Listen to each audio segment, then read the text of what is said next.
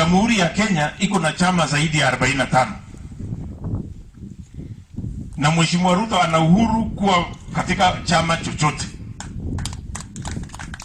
Sisi tuko katika chama cha Jubilee na shida ile tumepata huko ni mingi. Kwa hivyo hii chama imeundwa, wenye wameunda ni sawa waunde. Itafika wakati watu watahama kwa hii chama ya Jubilee, Jubilee wapende wasipende. But for now sisi tulichaguliwa kwa chama cha Jubilee.